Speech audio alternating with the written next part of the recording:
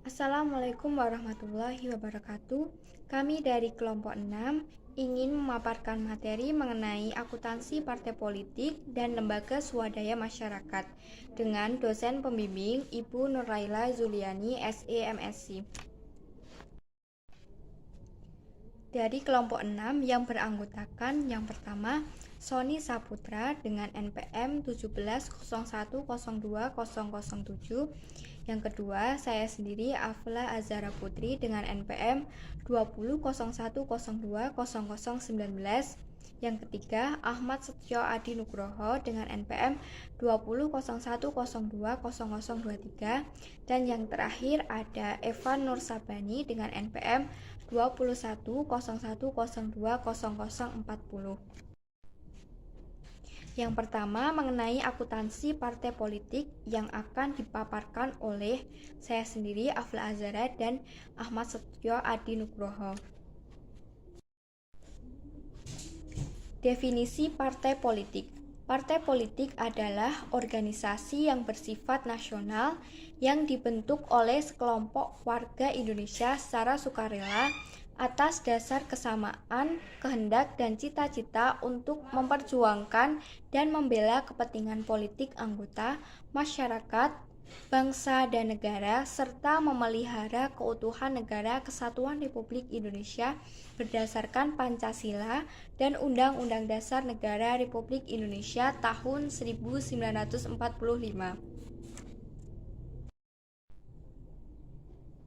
Tujuan partai politik yaitu mewujudkan cita-cita nasional bangsa Indonesia sebagaimana dimaksud dalam pembukaan Undang-Undang Dasar Negara Republik Indonesia tahun 1945, yaitu mengembangkan kehidupan demokrasi berdasarkan Pancasila dengan menjunjung tinggi kedaulatan rakyat dalam Negara Kesatuan Republik Indonesia, mewujudkan kesejahteraan bagi seluruh rakyat Indonesia.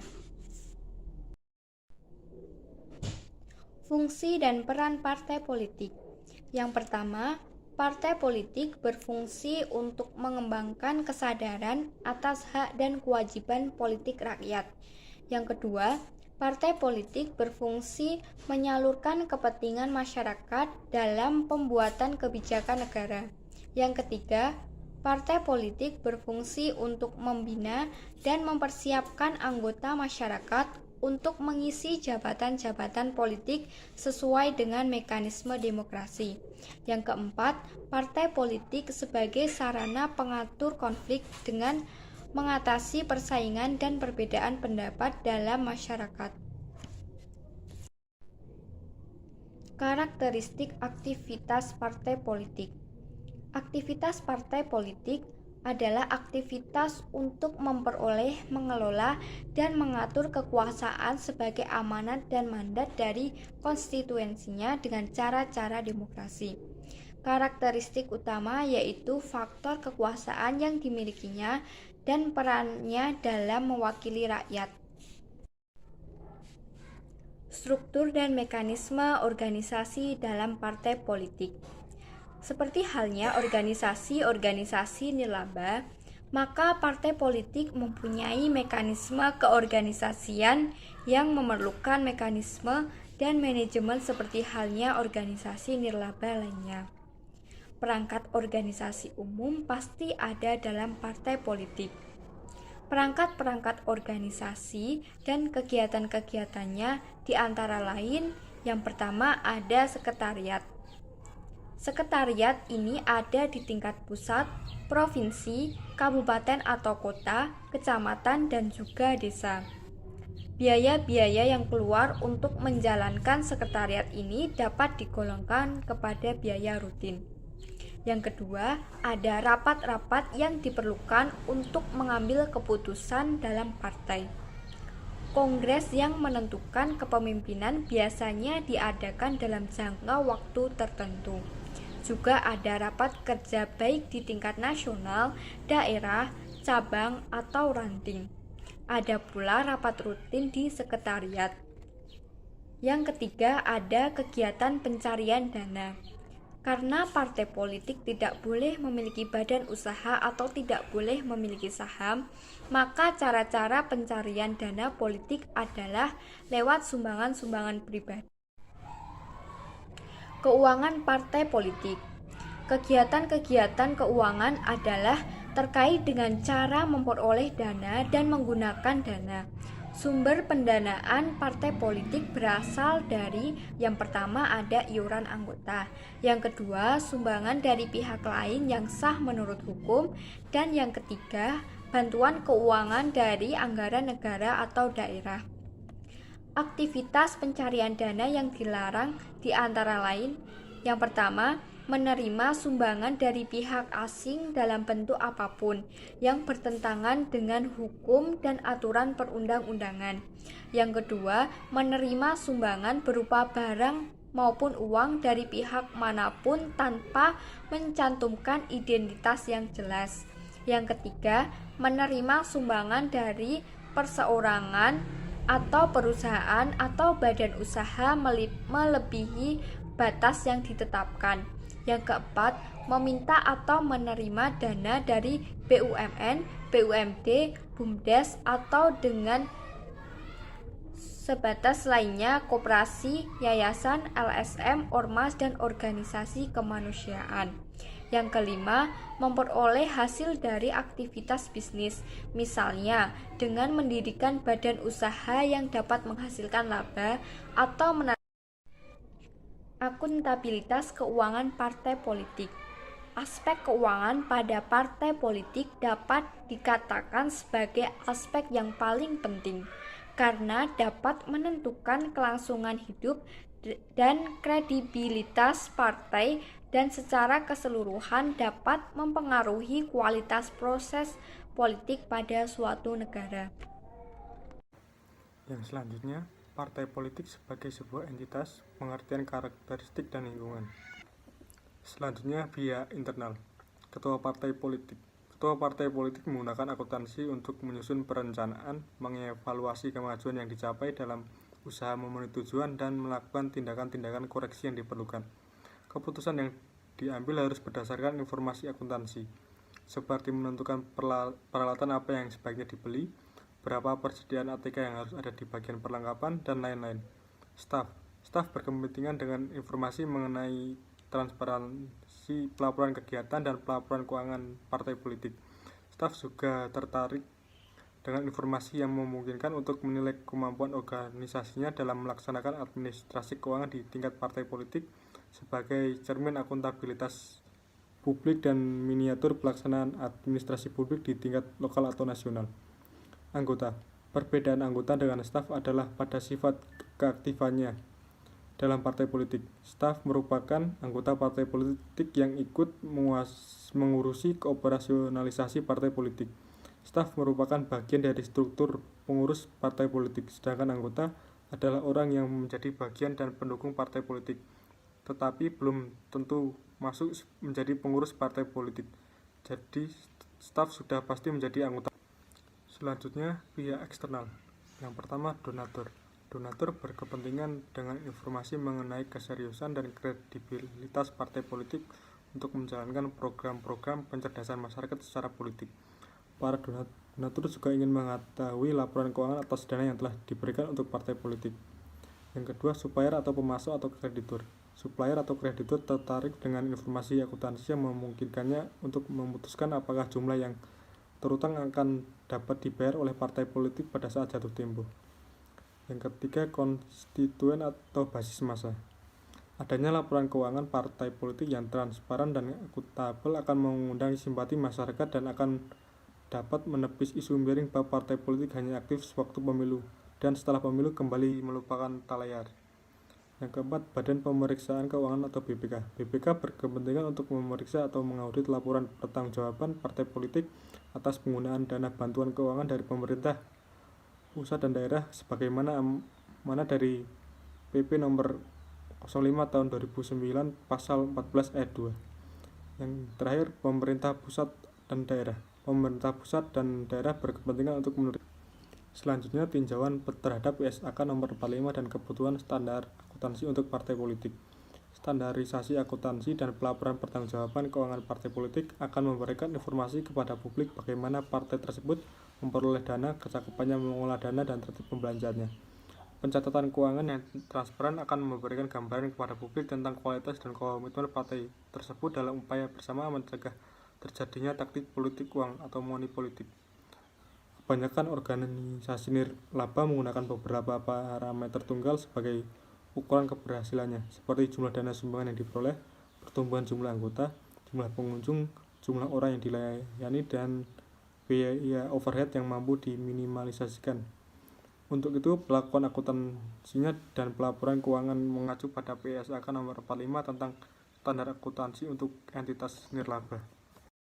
Selanjutnya, laporan keuangan yang dihasilkan oleh PSAK nomor 45 antara lain sebagai berikut. Yang pertama, laporan posisi keuangan. Yang kedua, laporan aktivitas. Yang ketiga, laporan perubahan dalam aset neto atau ekuitas. Yang keempat, laporan arus kas. Yang kelima, catatan atas laporan keuangan. Selanjutnya, pendapat terkait PSAK nomor 45.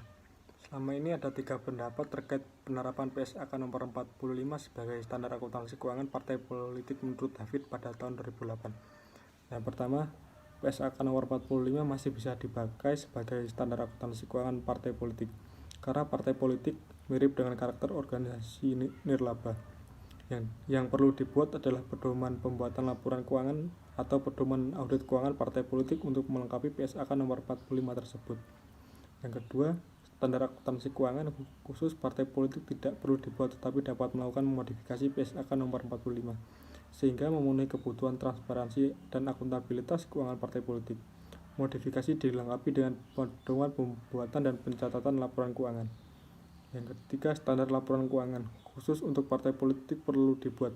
Hal ini dikarenakan karakter partai politik yang tidak sama dengan karakter organisasi nirlaba. Partai politik memerlukan suatu standar akuntansi khusus partai politik. Perbedaan karakteristik ini mengakibatkan perbedaan.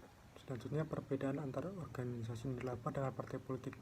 Organisasi nirlaba, undang-undang yayasan, tidak ada penyumbang, tidak ada batasan maksimal jumlah sumbangan, tidak ada kewajiban melaporkan daftar penyumbang, terutama individu, hasil kegiatan berupa jasa pelayanan untuk kepentingan umum, akuntabilitas berupa kegiatan sesuai dengan tujuan organisasi dan manajemen yang baik, kinerjanya dinilai dari rasio biaya terhadap kualitas jasa dari jasa atau produk sosial yang dihasilkan, kecuali untuk ormas. Pada umumnya organisasi nirlaba bukan merupakan organisasi publik sehingga kebutuhan publik untuk menilai kinerjanya lebih kecil dibanding partai politik.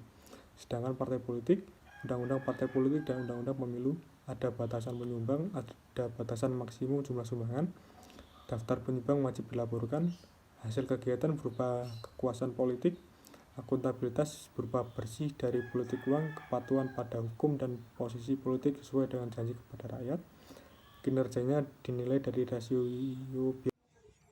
Terima kasih. Saya Ivanus Syabani dengan PM 2101020040. Di sini saya akan melanjutkan presentasi berikutnya, yaitu seluk-beluk organisasi lembaga swadaya masyarakat.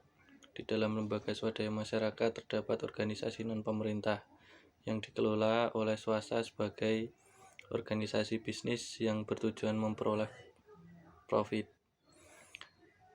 Di dalam LSM sendiri mempunyai kegiatan untuk membebaskan penderitaan, memajukan kepentingan kaum miskin, melindungi lingkungan, menyediakan pelayanan dasar masyarakat yang mempunyai basis sebagai pelayanan sukarela.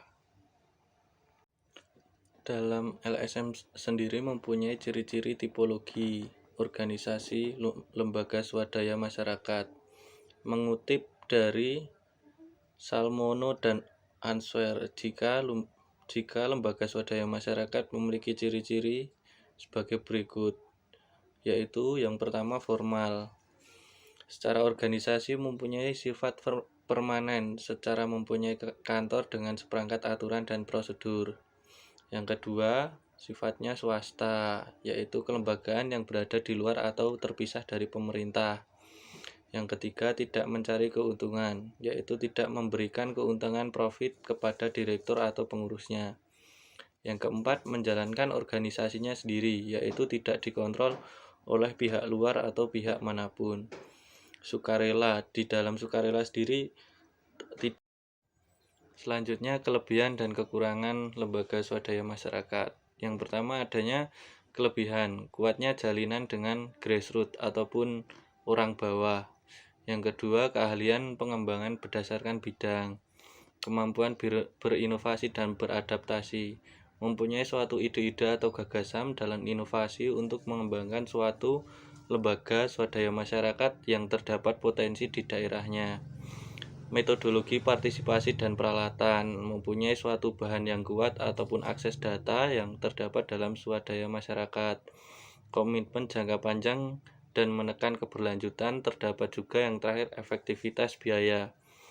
Dan kekurangan juga tidak jauh berbeda, terdapat keterbatasan biaya dan keahlian pengelola pengorganisasian. Jadi di dalam yang selanjutnya fungsi dan peran LSM dalam melaksanakan program lembaga swadaya masyarakat mempunyai peranan sebagai berikut. Yang pertama sebagai motivator, yang kedua komunikator, yang ketiga dinamisator, yang keempat fasilitator. Dalam motivator, LSM mempunyai tugas memotivasi, menggali potensi, menumbuhkan dan mengembangkan kesadaran anggotanya dalam akan masalah yang dihadapi dirinya maupun lingkungan. Jika sebagai komunikator, tugas LSM antara lain mempunyai tugas mengamati, merekam, memonitor, memberi penyuluhan, membantu melancarkan hubungan dan kerjasama antara LSM yang mempunyai kepentingan dan tujuan yang sama dalam masyarakat. Yang selanjutnya terdapat faktor penentu kualitas dan kuantitas lembaga swadaya masyarakat. Di dalam LSM sendiri terdapat adanya aktivitas organisasi yang menentukan suatu kualitas ataupun kuantitas. Yang pertama sumber daya manusia, yang kedua material ataupun bahan, yang keempat dana, yang kelima peralatan atau teknologi. Selanjutnya struktur organisasi LSM. Secara kelembagaan, struktur organisasi LSM tidak terlalu formal, namun biasanya yang memimpin adalah seorang aktivis senior dan pihak yang memiliki pengaruh biasanya berpeluang sangat besar dalam mengerahkan kebijakan dan pengelolaan organisasi. Jadi di dalam suatu struktur organisasi lembaga swadaya masyarakat sendiri, biasanya di daerah, contohnya di Kota Magelang, terdapat aktivis ataupun seorang tokoh yang mempunyai potensi. Nah, di dalam suatu lingkaran tersebut mempunyai circle teman-teman yang memiliki satu frekuensi untuk membuat lembaga swadaya masyarakat dengan ada pengelolaan keuangan LSM. LSM adalah organisasi yang merupakan kategori organisasi nirlaba. Ciri organisasi nirlaba adalah organisasi yang tidak berorientasi dan bertujuan utama mencari keuntungan ataupun profit. Terdapat beberapa sumber pendanaan yang diperoleh dari sumbangan masyarakat, APBD atau APBN, lembaga donor lokal ataupun internasional, lembaga pembangunan internasional, dapat juga PBB, ADB, World Bank, atau DFID, dan lain-lain. Dalam akuntabilitas LSM antara isu, tuntutan, dan realita, LSM sendiri tumbuh dengan pesat di Indonesia pada pasca Reformasi 1998. Terkait dengan akuntabilitas, LSM memiliki atensi yang berbeda. Maka dalam akuntabilitas LSM terkait dengan ketindakan yang didasarkan oleh standar etik, kinerja yang optimal, mekanisme kontrol, konsisten terhadap visi dan mandat organisasi, prinsip-prinsip demokrasi, HAM, dan hak asasi. Untuk mengembangkan akuntansi untuk LSM sendiri mempunyai peran menghasilkan dan menyediakan informasi yang bersifat kuantitatif, terutama yang bersifat keuangan. Informasi akuntansi digunakan untuk sebagai pertimbangan dalam pengambilan keputusan yang sangat rasional. Ruang lingkup dan sifat karakteristik di kegiatan LSM lebih banyak berupa program bantuan dan layanan sosial terutama bagi masyarakat lemah. Sifat dan karakteristik LSM dipengaruhi oleh perbedaan lingkungan yang menjadikan organisasi publik seperti lembaga pendidikan, kesehatan, yang menimbulkan pembanding sebagai sumber pendanaan, pola pertanggungjawaban, struktur organisasi, dan anggarannya. Untuk yang selanjutnya, saya sendiri Sony Saputra, NPM 1701020007, ingin menjelaskan tentang tujuan utama akuntansi LSM, yaitu untuk menyediakan informasi keuangan yang berguna bagi masyarakat, bagi manajemen dan pihak eksternal LSM, yang dimana informasi tersebut juga dapat digunakan sebagai yang pertama untuk memberikan informasi yang diperlukan dalam mengelola secara tepat, efisien, dan ekonomis atas suatu kegiatan serta alokasi sumber daya yang dipercayakan kepada organisasi. Kemudian, memberikan informasi yang memungkinkan pengelola organisasi untuk melaporkan pelaksanaan tanggung jawabnya secara tepat. Kemudian yang selanjutnya ada sistem akuntansi LSM. LSM menyelenggarakan pembukuan terpadu berdasarkan peraturan tata buku yang berlaku. Sementara itu, kewenangan penerimaan, penyimpanan, dan penggunaan dana, serta pembukuan keuangan LSM yang diselenggarakan oleh organisasi LSM ditentukan oleh Badan Penyandang Dana berdasarkan status LSM yang dimaksud.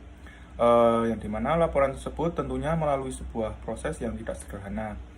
Sistem akuntansi itu membentuk sebuah siklus akuntansi, yang dimana siklus akuntansi tersebut merupakan sistematika pencatatan transaksi keuangan, peringkasannya, dan pelaporan keuangan. Kemudian yang selanjutnya ada tujuan dari sistem akuntansi biaya dalam LSM, yaitu yang pertama ada mengefektifkan dan mengefisienkan penggunaan dana LSM. Yang kedua ada mengetahui penyebab utama biaya yang terjadi di LSM. Yang ketiga ada memberikan informasi berupa laporan biaya yang akurat. Yang keempat ada memberikan jaminan akuntabilitas dan transparansi atas penggunaan dana dan pelaporannya. Kemudian yang kelima ada menghasilkan laporan biaya terkini atau up to date sebagai bahan pertimbangan yang sangat penting terhadap keputusan pengelola LSM, terutama pada aspek keuangan. Kemudian yang selanjutnya adalah laporan keuangan LSM, yaitu ada dua, yaitu penggunaan laporan keuangan LSM. Yang kedua ada kerangka dasar penyusunan dan penyajian laporan keuangan. Untuk penggunaan laporan keuangan LSM itu sendiri, biasanya pihak-pihak yang berkepentingan atas informasi dalam laporan keuangan LSM antara lain pengurus, staf atau relawan, pemerintah, penyumbang, kreditur, dan publik atau masyarakat luas, terutama donatur dan objek dampingan. Kemudian yang kedua ada kerangka dasar penyusunan dan penyajian laporan keuangan. Tujuan utama laporan keuangan adalah menyediakan informasi yang menyangkut posisi keuangan, kinerja, serta perubahan posisi keuangan suatu LSM untuk memenuhi kepentingan para staf atau relawan, penyumbang, pemerintah, dan pihak lain yang menyediakan sumber daya bagi LSM, serta masyarakat luas.